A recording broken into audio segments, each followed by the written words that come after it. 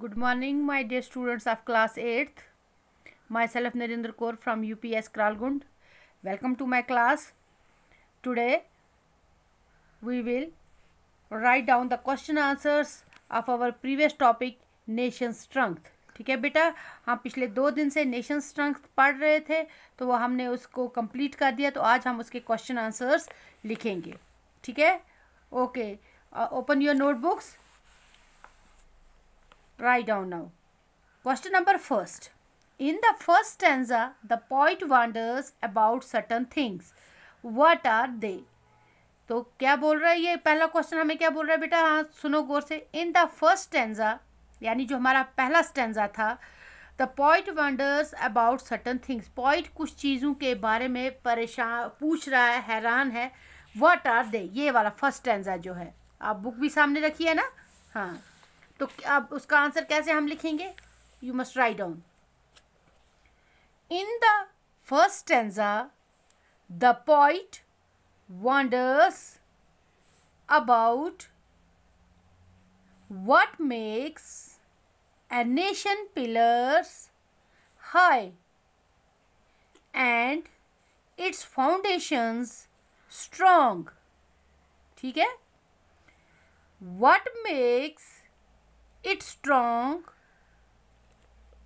यहाँ पे कॉमा लगाओगे, फिर लिखोगे what makes it strong enough to defy the enemies that surround it from all sides. ठीक है, again I am repeating this.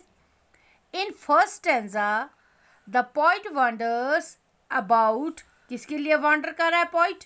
What makes a nation pillars high, किस तरीके से हम अपने राष्ट्र की जो फाउंडेशन है, पिलर्स हैं, सतून है, किस तरीके से हम ऊंचे कर सकते हैं और इसकी फाउंडेशन जो है, इसकी बुनियाद जो है उसे ताकतवर बना सकते हैं। मतलब ये शायद ये सोच रहा है। दूसरी बात क्या उसके दिमाग में चल रही है? What make it strong enough to defy, what makes it strong enough to defy the enemies that surround, SURROUND,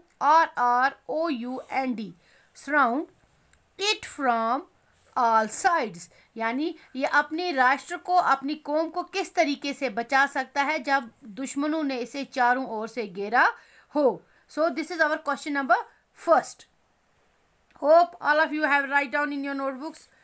now question number second. What are the foundations of strong kingdom built on? Again I am repeating. What are the foundation of strong kingdom built on? मजबूत कौम की, मजबूत राष्ट्र की बुनियाद किस पे रखी जाती है, कैसे रखी जाएगी? The foundation, FOUNDATION, the foundation of strong kingdom is built on, BUILT, built on the greatness, GREATNESS, greatness and toughness, TOUGHNESS, toughness of its people who can work hard for their nation, who can work hard for their nation. I am again repeating. The foundation of strong kingdom is built on the greatness and toughness of its people who can work hard for their nation. ठीक है बेटा, this is our question number second. Now question number third. What happens to nation which depends on an army to keep it strong? उन कौमों को क्या होता है जो आर्मी पे डिपेंड करते हैं अपनी कौम को, अपने राष्ट्र को मजबूत बनाने के लिए? You have these question answers in your book. आपके ये क्वेश्चंस जो हैं ये बुक में दिए हुए हैं और आंसर्स मैं आपको लिखा रही हूँ. आप अपनी नोटबुक्स पे ये आंसर्स जो है ये नोट करें. such a nation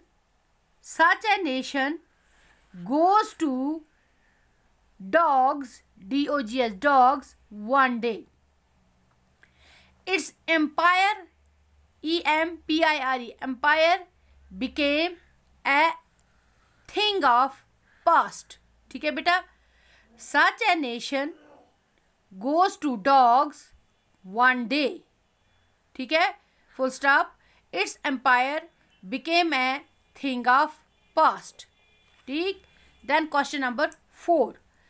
When a nation became proud, what does God do?